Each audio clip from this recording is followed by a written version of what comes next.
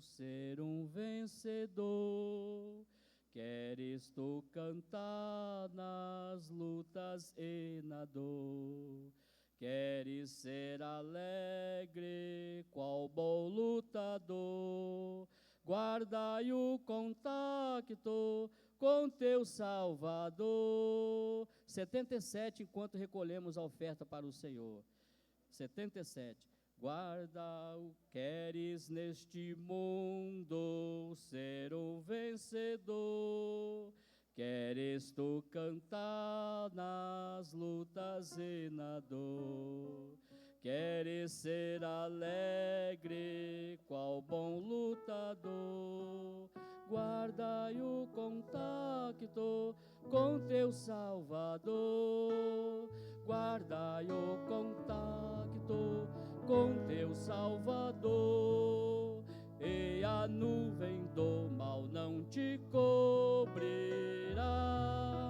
Pela senda alegre tu caminharás, indo em contacto com teu Salvador. Neste mundo vivem muitos a penar, cujos corações transbordam de pesar. Dai-lhe a mensagem de amor sem par. Com Deus o contacto deves tu guardar. Guardai o contacto com teu Salvador, e a nuvem do mal não te cobrirá. Pela senda alegre tu caminharás, indo em contacto com teu Salvador. Queres tu com Deus a comunhão obter, sua glória em ti sempre permanecer. Que o mundo possa Cristo em ti ver. Guardai o contacto com supremo ser. Na senda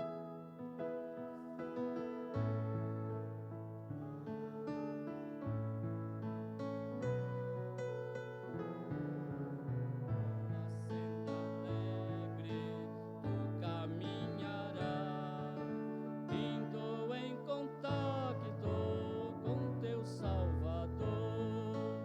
Deixa que o Espírito implante teu ser, o amor de Cristo, divinal prazer. Queres neste mundo todo mal vencer, guardai o contacto, aleluia! Guardai o contacto com teu Salvador, e a nuvem do mal não te cobrirá. Pela senda alegre tu caminharás, indo com teu Salvador. Senhor nosso Deus e nosso Pai Celestial, nós agradecemos a Ti, ó Deus, pela vida dos teus servos, que assim contribuíram para a Tua obra. Que o Senhor abençoe e multiplique cada dia mais, Senhor. Consagramos em nome de Jesus. Amém. Quero passar toda a liderança para o pastor nesta noite.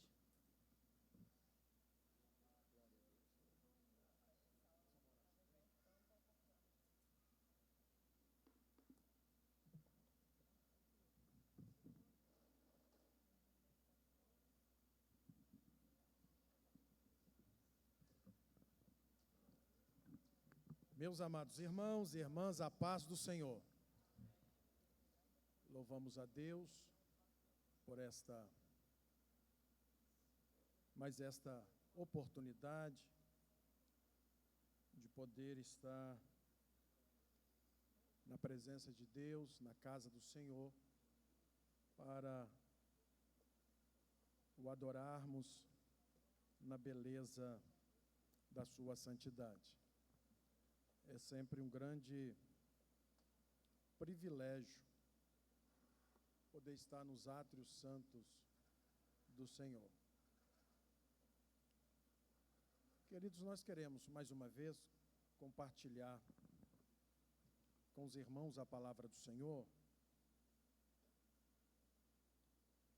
Nós encerramos o bate-papo na terça-feira passada. E hoje vamos meditar na palavra de Deus, na epístola de Judas. Vamos abrir as nossas Bíblias.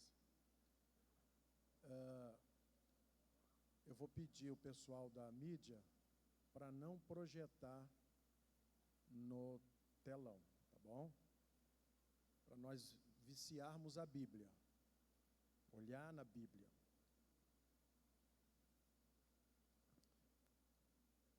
Quem é que trouxe Bíblia?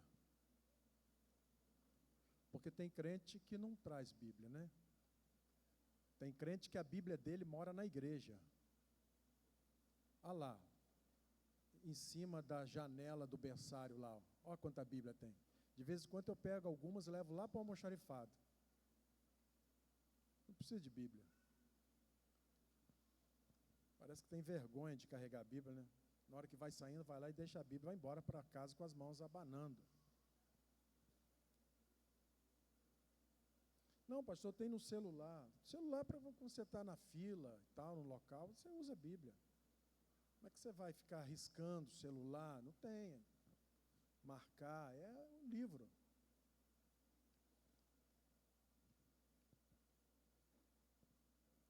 Uma das formas de aprender,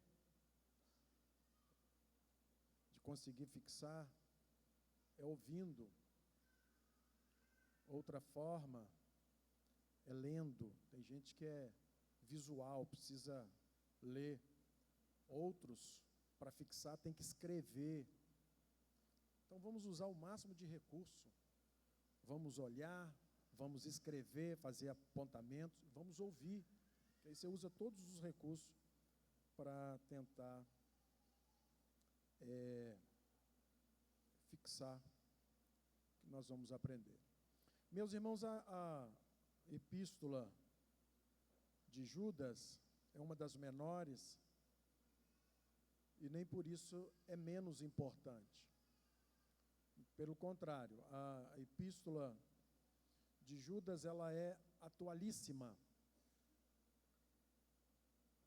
O que Judas defende aqui na sua epístola são situações do tempo presente. E eu quero, debaixo da unção e da graça do Senhor, compartilhar algumas verdades com os irmãos. Bom, nós vamos caminhando. Leiam comigo o versículo 1 e 2. Vou contar até 3. 1, 2, 3. Judas, servo de Jesus Cristo, irmão de Tiago, aos chamados, queridos em Deus Pai e conservados por Jesus Cristo, a misericórdia e a paz e a caridade vos sejam multiplicadas. Algumas informações aqui nessa saudação, nesse prefácio de Judas. Eu não sei se vocês prestaram atenção, vamos ver se vocês prestaram atenção.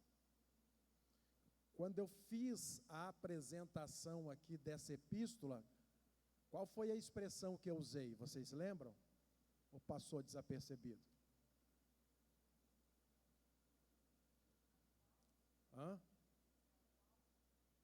Não, antes disso. Quando eu fiz a apresentação, eu falei que nós iríamos estudar a epístola, e aí eu usei uma expressão. Não. Está vendo como algumas coisas passam desapercebidas? Então, tudo que normalmente eu for falar, para mim é uma coisa muito simples, mas não é. Tudo é importante. Eu disse assim, nós vamos estudar a epístola do apóstolo Judas. Você poderia me perguntar, onde está escrito que ele é apóstolo? E eu defendi aqui o apóstolo Judas. Observe que ele se apresentando, ele se intitula de apóstolo. Por que será?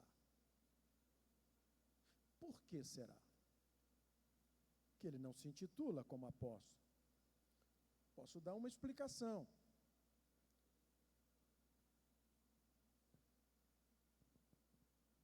E bem racional.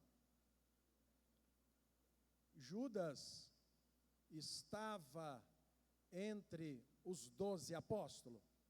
Sim ou não? Não me responderam, só parte respondeu. Judas, ele estava entre os 12 apóstolos de Jesus, sim ou não? Sim ou não? Não. Abre aí. Marcos capítulo 6, abre aí. Vamos aprender a Bíblia. O pessoal da Shekinah tem que saber tudo. A hora que perguntar, tem que saber. Marcos capítulo 6, versículo 3. Deixa eu abrir aqui também para a gente ler junto. Marcos capítulo 6, versículo 3. Nós, irmãos, aqui, olha para cá, olha para cá, olha para cá. Irmãos, olha só. Nós, eu e você, precisamos conhecer a Bíblia. Amém ou misericórdia? Não, eu não ouvi falar, eu conheço, isso é assim. Nós precisamos conhecer. Nesses dias finais, então, a gente tem que saber a razão da nossa fé. O conhecimento gera na gente segurança. Pode falar, blá, blá, blá, blá, mas eu sei em quem eu tenho crido, eu conheço as Escrituras. Então, qualquer pessoa ficar blá, blá, blá, blá, blá, é só blá, blá, blá, para mim é blá, blá, blá. De vez em quando aparece aí um bobo falando, bonito, blá, blá, blá. Bobão, nem sabe o que está falando. Ouviu o galo cantar e não sabe aonde. Olha o capítulo 6, versículo 3. Vamos ler junto? 1, 2, 3. Não é este o carpinteiro, filho de Maria, irmão de Tiago? E de mais quem? E de mais quem? E mais quem? E não estão aqui conosco suas... E escandalizavam-se. Judas, nesta época, era crente? Não, Judas, os irmãos de Jesus, no princípio, não acreditaram que Jesus era o Messias. Eles não acreditaram. Então, Judas não esteve com Jesus no ministério de Jesus. Ele não era discípulo. Nem ele e nem Tiago, por exemplo. Ó. E Tiago se tornou uma das maiores lideranças da igreja de Jerusalém. Foi o pastor da igreja de Jerusalém. Portanto, já estou dando aí a pista, Judas, ele é meio irmão de quem? De Jesus. Então, olha só, por que ele não se intitula? Ele não se julga se chamar de apóstolo, ele não se julga. A característica do crente é o quê? Humildade. Alguém pergunta assim, vou falar com o Mário não vai escandalizar, né? Você é de qual igreja? Aí, ao invés do irmão Mário dizer assim, eu sirvo ao Senhor lá na Assembleia de Deus, Shekinah. Ele vai dizer assim, eu sou presbítero lá na Shekinah. Não foi isso que perguntaram. Né? Então, o envaidecido, o exaltado, diz, eu sou isso. Não sou, eu sou servo. É mais ou menos isso que Judas está fazendo aqui. Ele não se apresenta nem como apóstolo e nem como irmão de Jesus. Ele se apresenta como o que de Jesus? O que é mais gratificante? Ser meio irmão de Jesus ou ser servo dele? É o maior título, irmão. É o maior título que um homem pode ostentar na terra. O que você é? servo do Senhor Jesus. É embaixador de Deus na terra. Então ele se identifica como irmão de Tiago. E por quê?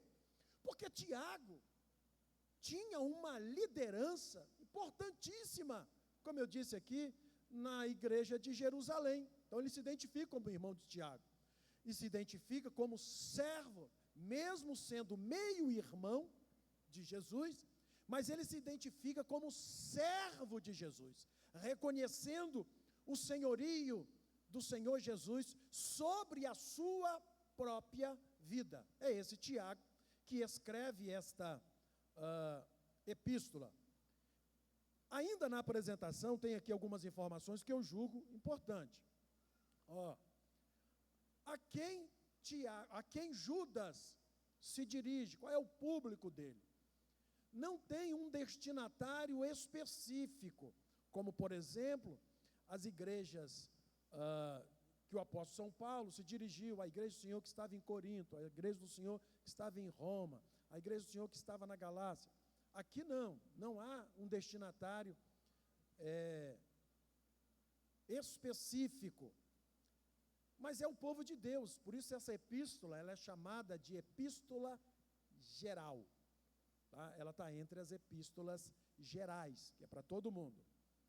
E aí ele identifica o povo de Deus dizendo o seguinte: aos chamados, queridos em Deus Pai e conservados por Jesus Cristo. Esses são os crentes, salvos, lavados e remidos no sangue do Cordeiro. Então ele apresenta aqui 3 características do povo de Deus. Primeiro, chamados, e eu vou identificar aqui as 3 pessoas da Trindade. Primeiro, ele diz os chamados. E esse chamamento se dá através da ação do Espírito de Deus. Quem é que convence o homem? O Espírito Santo. Então é ele que chama, é ele que convence. Então a primeira característica do povo de Deus são os chamados. Segundo, queridos. Os crentes são amados. De quem aí está dizendo? Queridos em Deus Pai. Você sabia que Deus te ama? Está na palavra. Nós somos alvo do amor de Deus. Vou repetir o que eu disse aqui, eu acho que domingo pela manhã. Apesar do que nós somos, Deus nos ama. Diz que nós somos queridos dele. Eu e você somos alvo do amor de Deus. Não muda. Deus até pode ficar triste com a gente, mas ele deixa de amar? Não. Ele continua nos amando. E a igreja de Deus, os crentes lavados no sangue do Cordeiro, são amados de Deus Pai. Foram chamados pelo Espírito Santo e serão eternamente amados por Deus Pai. E há uma outra característica: conservado. Por quem? Por quem? Jesus Cristo. Olha o que a Trindade faz. O Espírito Santo chama, o Deus Pai ama, e ele provou o seu amor para conosco, quando nos deu quem? Jesus, ele provou. E agora que já somos salvos, quem cuida de nós é quem? Jesus. Qualquer coisa que acontece com a gente conta para Jesus. Aí Jesus lá diante do Pai, meu servo, ele é meu servo. Eu comprei ele com meu sangue, pode atender ele, pode atender ela, eu comprei com meu sangue. Por isso nós somos conservados, cuidados, com todo o zelo do Senhor Jesus, em favor da nossa vida. A Trindade Santa trabalha em favor daqueles que hão de herdar a salvação. É a esse povo que ele está se dirigindo. Observe, mais uma vez, que o apóstolo Judas, nessa epístola, ele não está em nenhum momento fazendo um trabalho de evangelização ao ímpio. Não. Isso aqui foi escrito para a igreja, para crente. Tem crente aqui hoje? Então é para nós. E veja que não há um povo específico, portanto é para todos nós, e se aplica aos dias de hoje.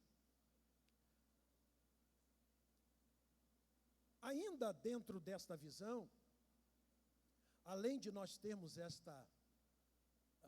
esse prestígio com a Trindade, ser chamado, amado e conservado, olha o que ele diz no versículo 2: a misericórdia, a paz e a caridade, seja o quê? Seja o quê? O que significa isso? Significa que o povo de Deus, aqueles que foram chamados, amados, e que são cuidados por Jesus, eles têm misericórdia, paz e amor. Porque o que Judas está rogando a Deus aqui, desejando que aconteça com esses crentes, é que isso seja multiplicado. Não é que receba, já tem. Ele deseja que a misericórdia, que a paz, que a caridade seja multiplicada. Logo, um crente que não tem misericórdia, que não tem paz, tem salvação? É salvo? Sim ou não? Não, não.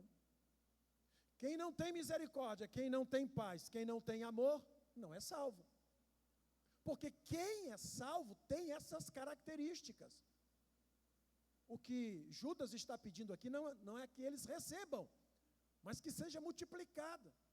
E veja, repita aos senhores, a visão de Judas não é específica a uma igreja, mas ao povo de Deus. Portanto, eu e você conseguimos detectar se nós somos salvos ou não, porque todo salvo tem isso.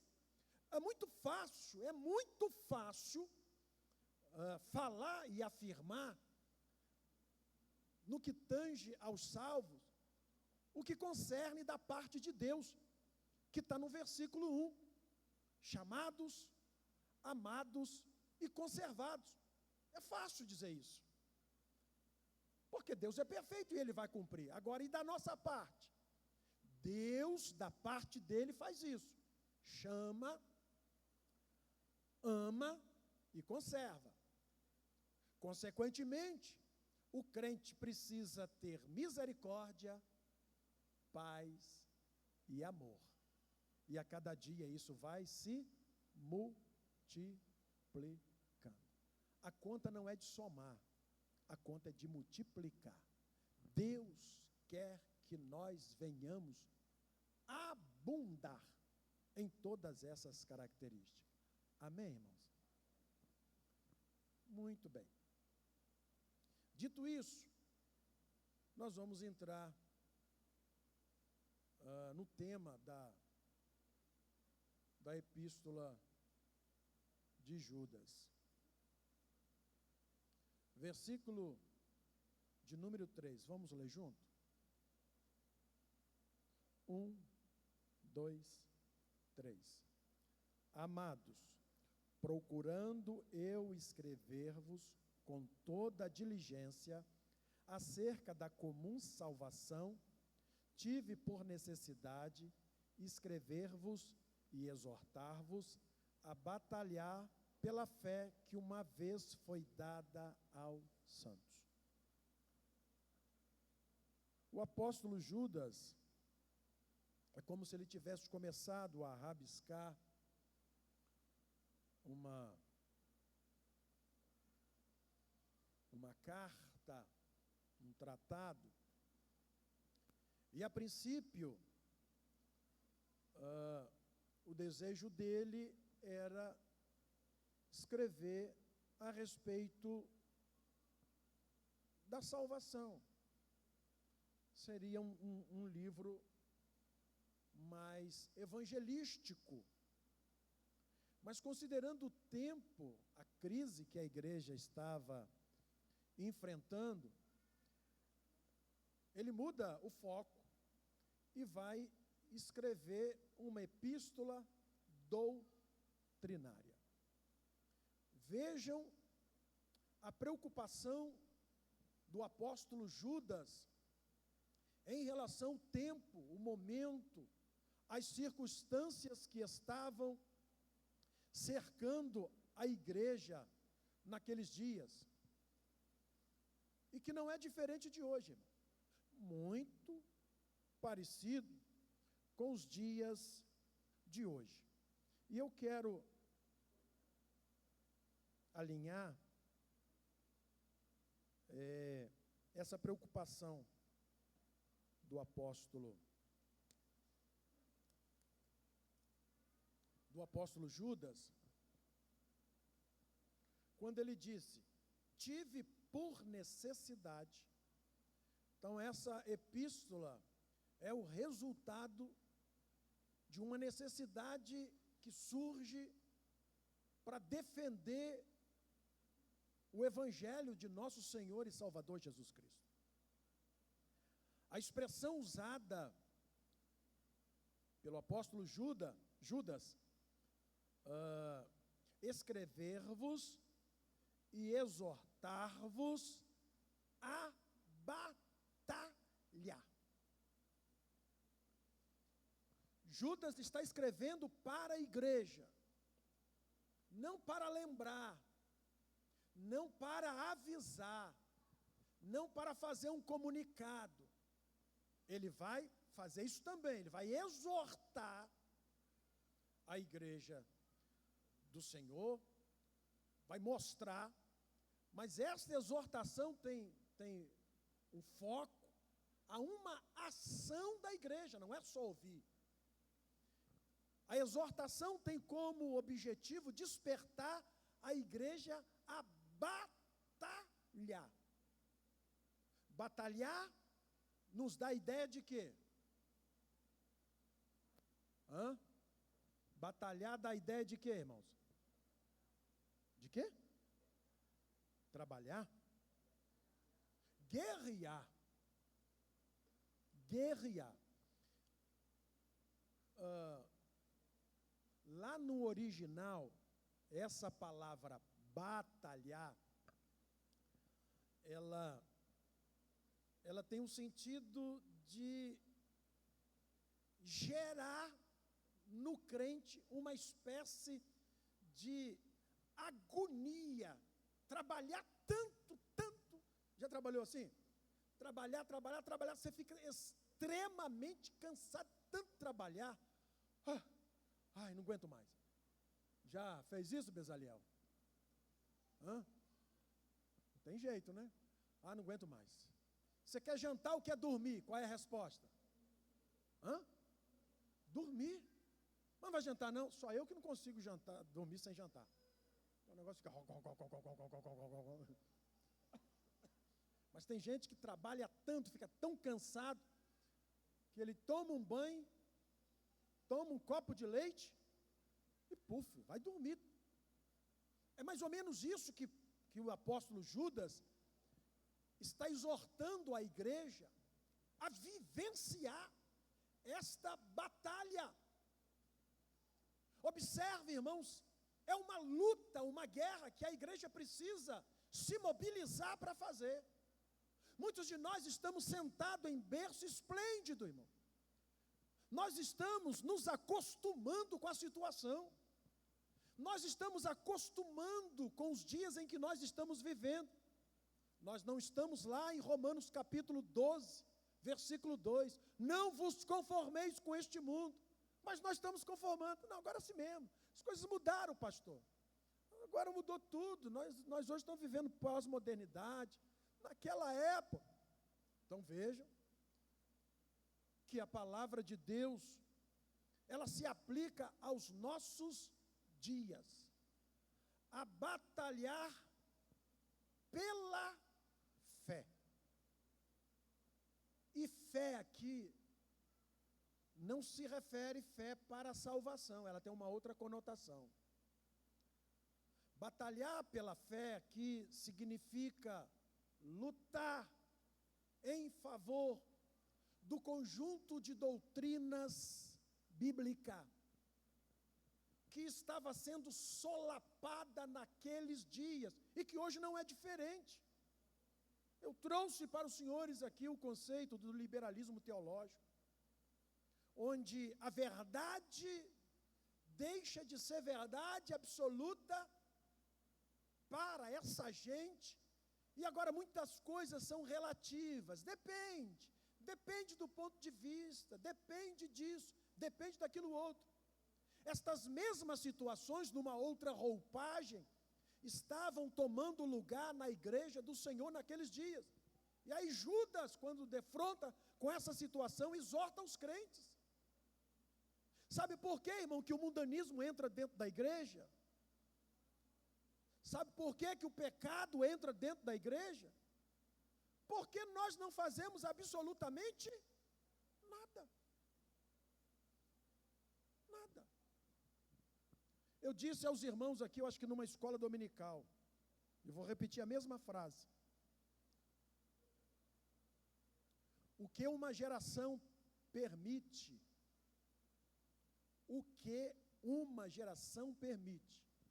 a próxima faz o quê?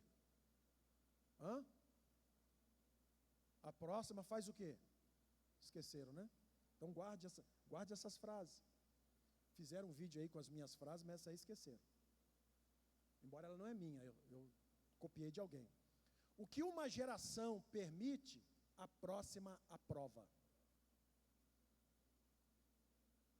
Se nós formos permissivos com determinadas questões doutrinárias, de permitir, silente, braço cruzado, é assim mesmo, a próxima geração vai aprovar. Não, a partir de agora vai ser assim.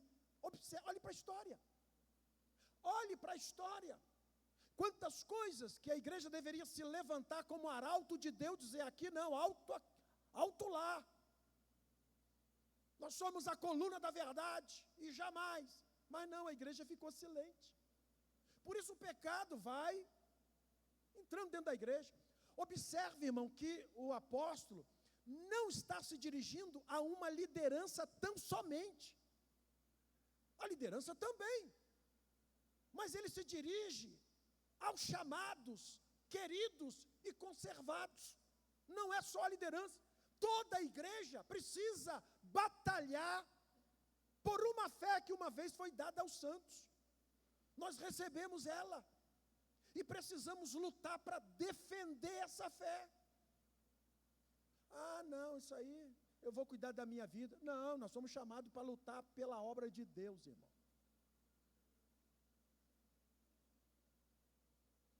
O que se refere a essa frase? Pela fé que uma vez, quantas vezes? Uma vez foi dada aos santos. Ou seja, a revelação das Escrituras já foi dada aos santos. E acabou, irmão. Que revelação é essa? Olha só. Está aqui, ó.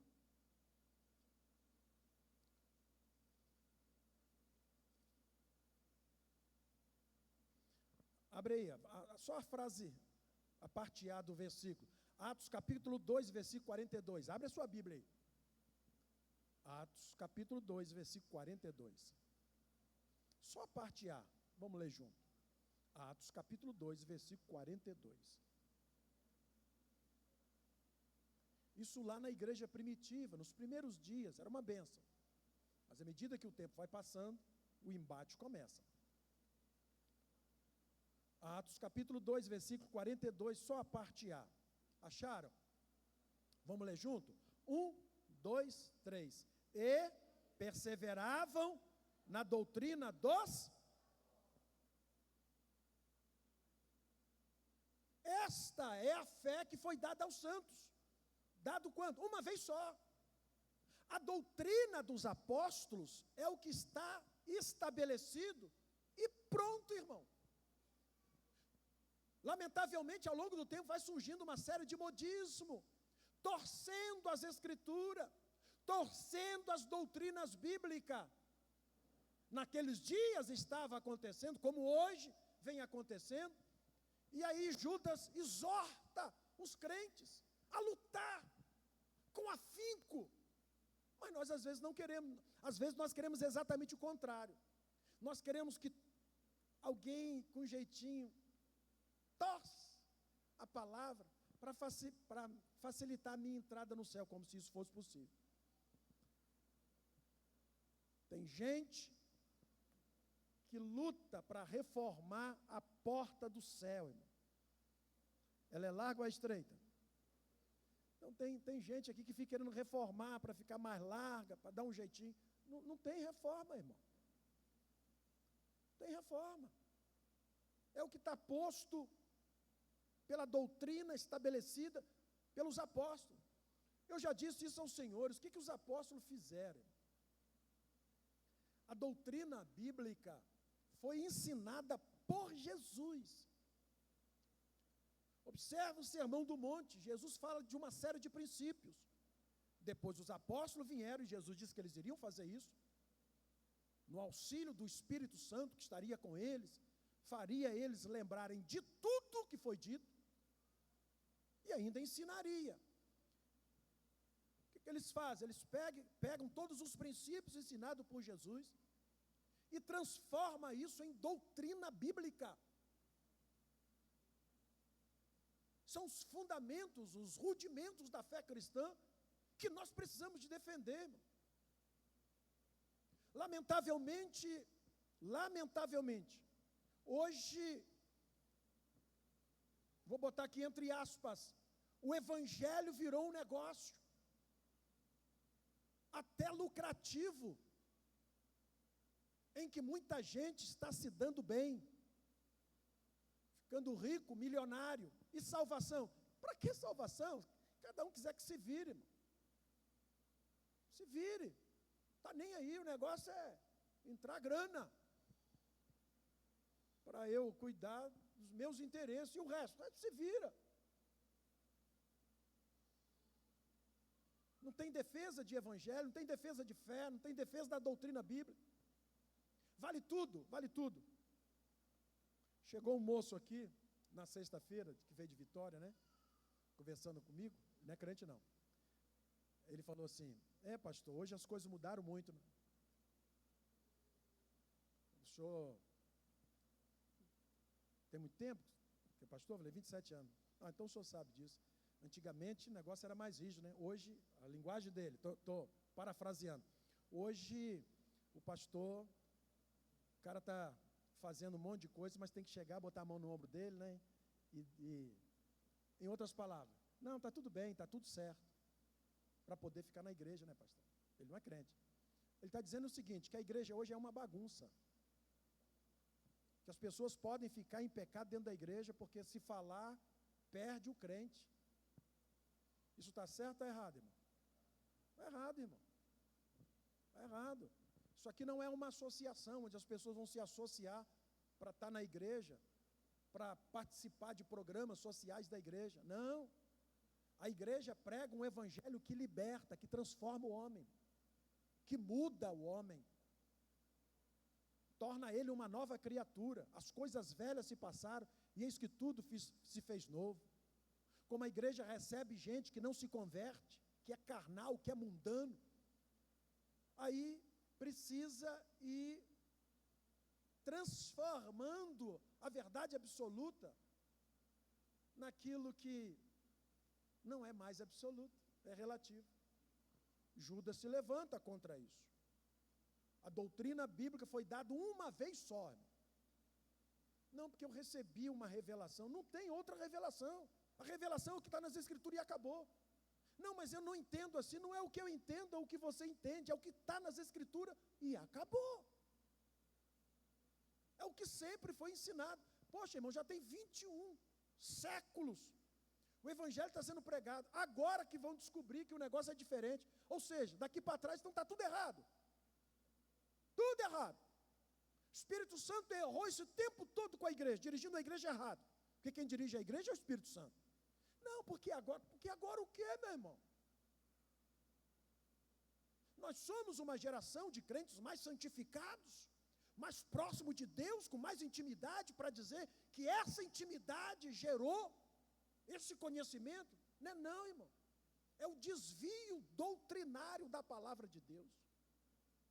E que eu repito, os crentes precisam lutar com isso, irmão. Os crentes precisam estar atentos e não aceitar. Nós somos a igreja do fim, a igreja do arrebatamento. E tal como nos dias de Judas, hoje vai ser muito pior. Hoje vai ser não, hoje está sendo muito pior. Eu e você estamos sendo chamados nesta noite a batalhar, a guerrear, lutar com afinco, para defender a fé que uma vez foi dada aos santos, para defender a doutrina bíblica que uma vez foi dada aos santos, sem negociar. Pastor, mas dá um jeitinho aí para eu conseguir passar. Não tem jeitinho, meu irmão.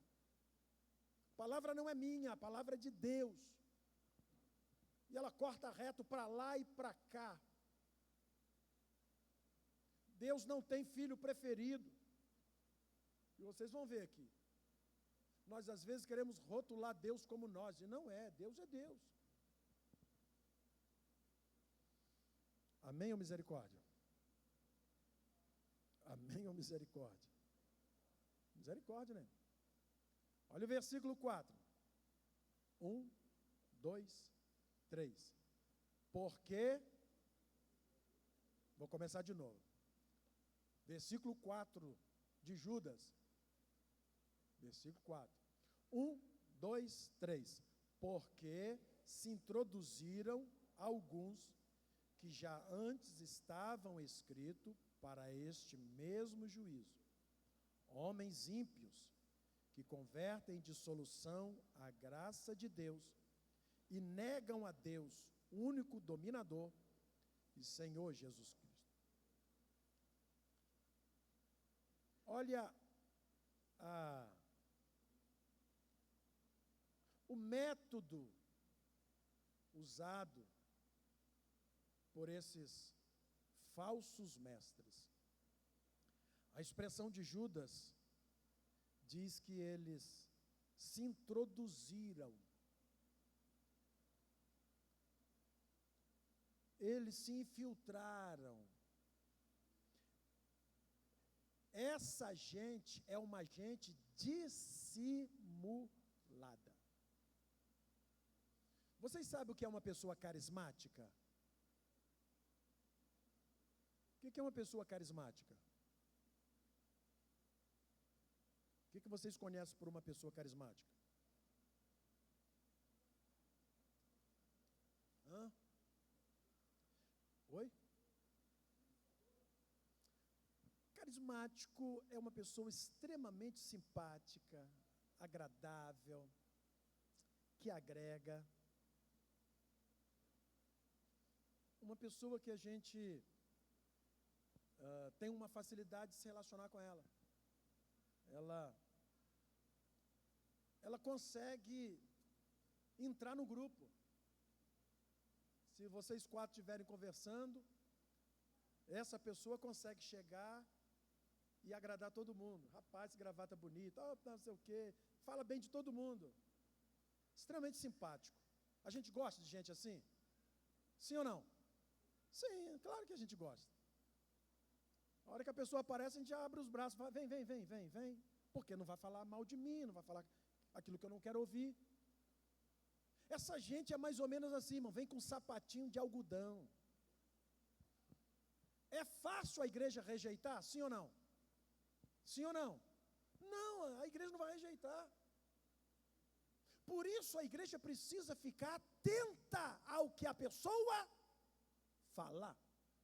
As suas ações, o seu comportamento, as suas atitudes.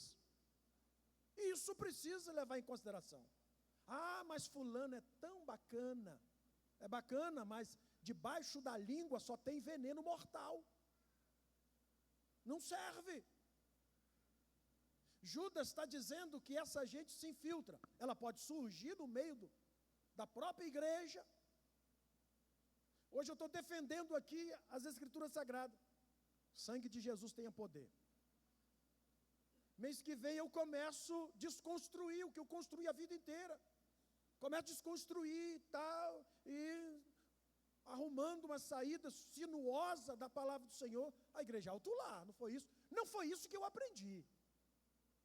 Não foi isso que eu aprendi. Não, peraí. Não, mas é o pastor, seja lá um anjo, irmão. Se descer um anjo do céu aqui, todo de branco, começar a ensinar heresia, é clamar o sangue de Jesus. É maldito, seja quem for. Ah, mas ele é tão bonzinho. Não. O parâmetro não é esse, o parâmetro é a palavra do Senhor. É o que está sendo ensinado, o que está sendo falado. Lamentavelmente, nós já vivemos isso aqui na Assembleia de Deus Shekinah. Já vivemos. Lamentavelmente. Houve uma época, o moço falou assim, lá na sala da escola dominical, não é segredo, porque ele falou para todo mundo, eu hoje já não concordo mais com o que se prega no púlpito da igreja. E quem é que pregava era quem? Eu que pregava. Eu já não concordo mais com o que se prega no púlpito da igreja, mas estava no púlpito também comigo. Vou pegar ele. Ou seja, já começou a ensinar uma outra doutrina. Não aprendeu isso comigo. Aprendeu por aí. Aqui não.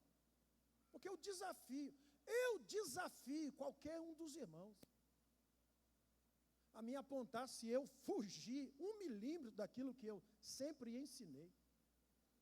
Nem 1 milímetro. Nem para a direita, nem para a esquerda. E aí o que eu faço? Aí, meu filho, eu não perdoo. Eu vou para cima.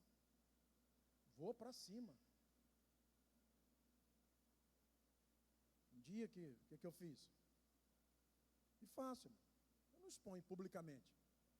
Fiz uma reunião com o presbitério, chamei a pessoa, falei assim, você tem aí, vou te dar a oportunidade para você nos ensinar isso que você anda defendendo aí. Nós estamos aqui para aprender com você, que você não concorda mais, então ensina aí para nós, nos convence. Agora, deixa eu dizer uma coisa com você, nós estamos preparados, tá? Mas nos convence, ensina para nós, essa heresia aí. Não, ensina. Você me falou que estão ensinando. Ensina agora. Me perdoa. Não sei o quê. Dá para confiar numa pessoa dessa mais, irmão? Sim ou não?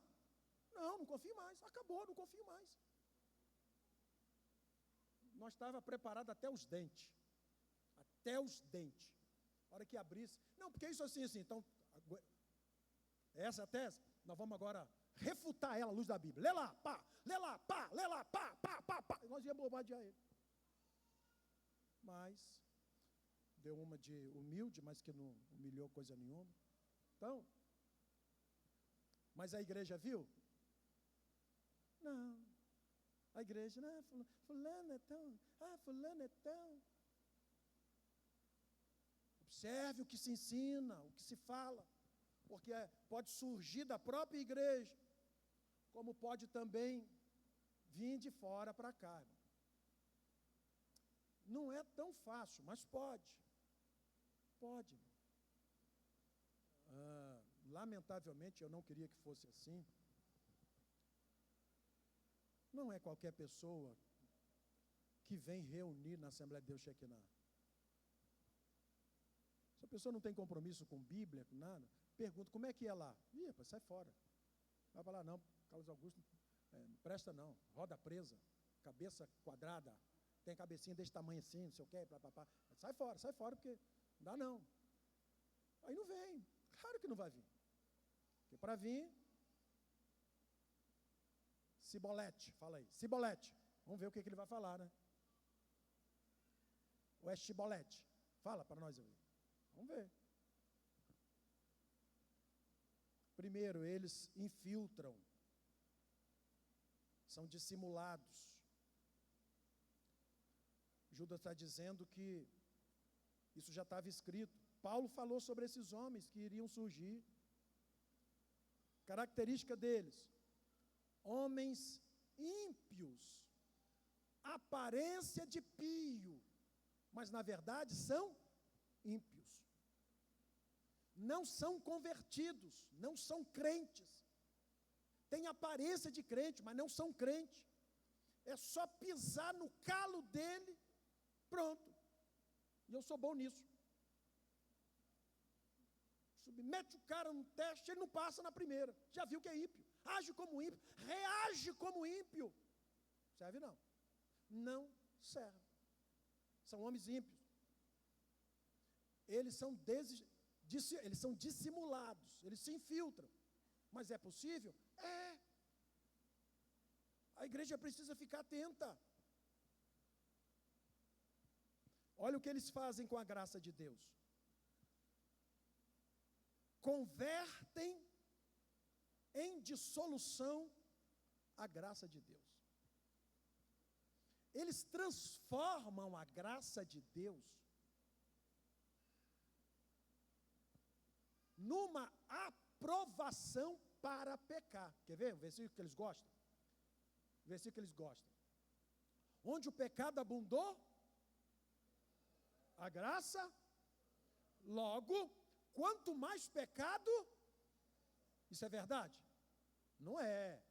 Está vendo? Não é. Não, é uma tal, irmão, é uma tal da graça salvadora que tem aí, uma tal da graça salvadora, que você pode pecar à vontade. Ou seja, eles transformam a vida imoral, que isso era uma coisa do gnosticismo da época, Judas está falando baseado no antinomismo e no gnosticismo. Antinomismo era o quê? Não tinha regras. Porque olha só, ó, vê se você não ouve isso. Nós agora estamos libertos. Somos libertos, irmão, nós somos libertos. Ou seja, não tem mais regras, você pode fazer o que você quiser. Nós estamos libertos, nós não vamos entrar mais debaixo de jugo de homem. Tinha um casal vindo para cá, para a Assembleia de Deus Shekinah, e vai passar pelo meu crivo, todo mundo. Levei para o paredão azul, fui conversar, papapá. Quando eu fui falar de uso e costume, seu pai do céu. O cara se revoltou, deixei passar uns dias, não voltou mais na igreja. Deixei passar uns dias, mandei uma mensagem para ele. Ele usou exatamente essa expressão, que eu não vou mais ficar debaixo de jugo de homem. Eu falei, Deus te abençoe, abençoe o seu ministério, em nome de Jesus. Vai com Deus. Diz que é jugo de homem. Porque hoje pode tudo, irmão. Hoje pode tudo. Desde que você venha domingo à noite para a igreja cantar, adorar, pular, dizimar, está tudo certo. Isso está errado, irmão. Está errado. Não, pastor, mas a graça não nos transforma em libertinos, irmãos. A graça gera em nós uma rejeição ao pecado. A graça de Deus, ela liberta o homem, e o homem fica num estado tal, que ele rejeita o pecado, ele não quer mais o pecado. Mais nada com o pecado. Mas esses homens, segundo Judas está falando aqui, eles convertem a graça em dissolução, numa prática pecaminosa que você pode fazer o que você quiser. Irmãos, eu disse isso para os senhores uma terça-feira dessa aí. As nossas igrejas, lamentavelmente, aqui não. Eu falo nossas igrejas porque são nossas, não há divisão no reino. Está cheio de crente em adultério, irmão. Cheio de crente jogando, se corrompendo, envolvido em falcatrua, em corrupção. Está cheio. Vocês ouviram alguma coisa na mídia aí de igreja envolvida em corrupção? Ouviram ou não? Sim ou não? Isso é uma vergonha para nós, irmão. Isso é uma vergonha.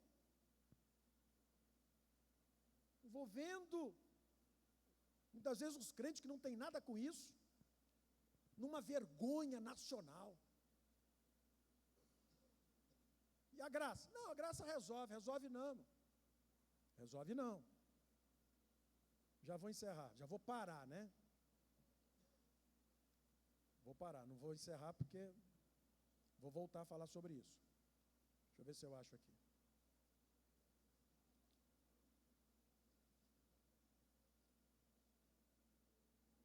Abre lá, Hebreus capítulo 6.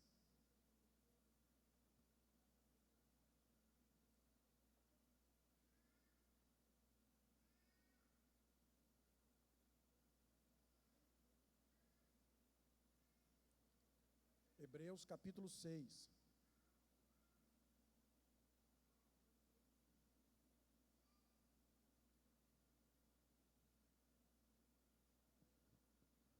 Versículo 4 e versículo 4, 5 e 6. Vamos ler junto? Hebreus capítulo 6, versículo 4, 5 e 6. 1, 2, 3. Porque é impossível que os que já uma vez foram e provaram e se fizeram e provaram a boa palavra de Deus e as virtudes do século futuro e recaíram, sejam outra vez renovados para o arrependimento, pois assim, quanto a eles, de novo crucificam o Filho de Deus e o expõem ao vitupério. Tem salvação? Tem, irmão. Isso é apostasia, meus irmãos. É impossível. Acham que a graça de Deus é instrumento de libertinagem. Não é, irmão. A graça de Deus liberta, transforma, tira o homem do pecado. E aí ele vive para não pecar. Ele vive para não pecar. Vive para não pecar. Ele vive para agradar a Deus. Caso, acidentalmente, ele cometa o pecado, ele é perdoado. Mas aqui não. Aqui é aquele que quer pecar. Não, depois dá tudo certo. Depois dá tudo certo. Não dá não, vai dar certo não. Tem perdão não. A predisposição para pecar, o desejo de querer viver pecando, não tem mais arrependimento. Isso é pisar o sangue de Jesus. Profanar o que é santo. Não tem mais jeito. Então esses mentirosos aí de plantão, irmão, esses homens que não têm compromisso com Deus, fica convertendo em dissolução a graça de Deus, dizendo que no fim vai dar tudo certo. Não tem problema não. Você acha que Deus vai jogar uma pessoa no inferno por causa da bobagem dessa? Deus não joga ninguém no inferno não, é a pessoa que vai, irmão. Esse é o problema do homem, porque a salvação está sendo oferecida, é pegar ou largar. Se não pegar, condenação eterna. Que Deus tenha misericórdia de nós. O negócio é sério ou não? Então acorda, igreja. Acorda, igreja. Os crentes ficam olhando para a vida dos outros, ficam olhando para a vida de quem peca, para pecar também. Não consigo entender. Fica procurando uma referência para a vida dele, mas alguém que peca, alguém que faz alguma coisa errada. Fulano faz, eu vou fazer também. Fulano vai para o inferno, você vai também. Vai junto, dá a mão e vai junto para o inferno. A orientação da palavra de Deus é olhando para Jesus, que é o autor e consumador da fé. No dia do julgamento, Senhor, eu fiquei olhando para Matusalém, mas aonde está escrito na minha palavra que era para olhar para Matusalém? Não vai colar essas desculpas esfarrapadas, irmão. Que Deus nos abençoe. Se Jesus não voltar, se me der graça, saúde e vida, terça-feira a gente continua aqui, porque tem muita coisa aqui para a gente aprender com Judas. Uma epístola tão pequenininha, né? 25 versículos, mas rica, extremamente rica para os nossos dias. Cadê os crentes que querem ir para o céu? Isso aí, irmão, vão para o céu. Vão para o céu. Deixa esse povo que quer andar de qualquer maneira para lá, deixa eles para lá. No dia, irmãos, prestem atenção numa coisa que eu vou dizer para vocês pela milésima vez. No dia do arrebatamento, nós vamos ver a diferença, irmão, daqueles que servem a Deus e dos que não servem. Essa gente que quer andar de qualquer maneira, vão ver no dia do arrebatamento. Não, mas eu penso, o que a pessoa pensa, Deus não está nem aí. Deus está comprometido com a palavra dEle. Palavra dEle. E lembre-se disso. O caminho é estreito, a porta é apertada, ou o inverso.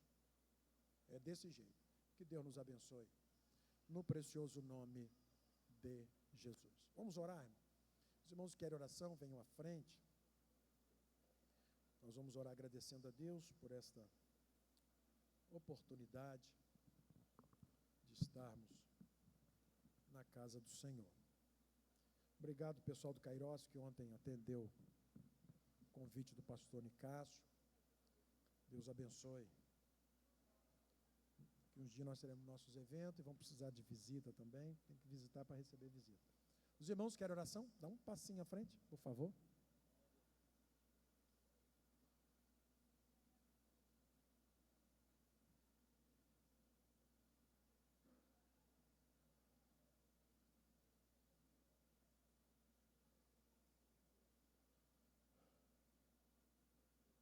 Pastor Deuzedino vai fazer essa oração.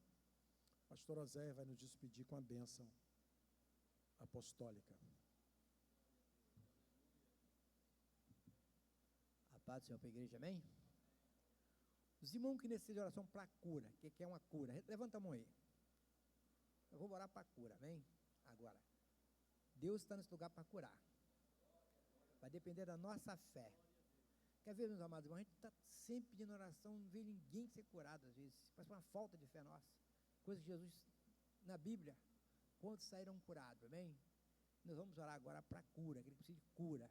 Quero ver você no próximo dar testemunho que você foi curado em nome de Jesus, amém? Pastor Geil está pedindo oração no trabalho dele hoje. Caiu alguma coisa na vista, está incomodando. Senhor, limpar essa vista aí, irmão. Amém. Vamos orar? Vamos levantar as mãos?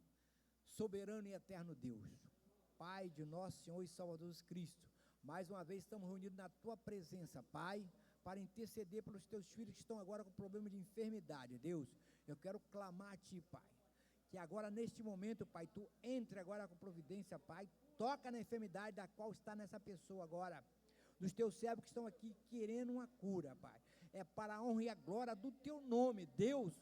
Nesta noite nós repreendemos essas enfermidades na vida dos teus filhos, Pai, porque o corpo dos teus filhos é corpo do templo do Espírito Santo e não pode ter essas enfermidades da qual o inimigo trouxe, Pai.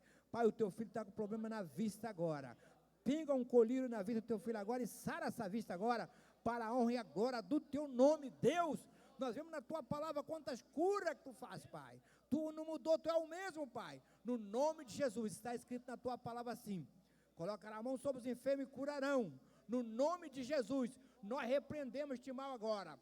Em nome de Jesus, Pai. E quero também interceder a Ti, em nome de gratidão, por ter passado na Tua presença, aprendendo acerca da Tua palavra. Que nós possamos guardar essa palavra na tábua dos nossos corações e andar conforme foi ensinado nessa noite de hoje, Pai. E despede-nos em paz. Leva de volta para o nosso lar. Dá uma noite alegre e maravilhosa na Tua presença, Pai. Visita-nos pelas madrugadas, fala conosco, Pai. Nós clamamos a Ti no nome de Jesus. Muito obrigado, Pai. Amém.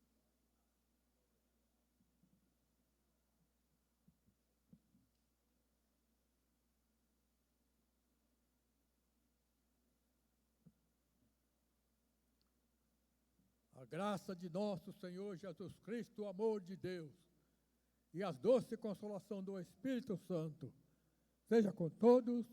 E todos digam amém. Sempre no Senhor. Regozijai-vos. A igreja segue caminhando.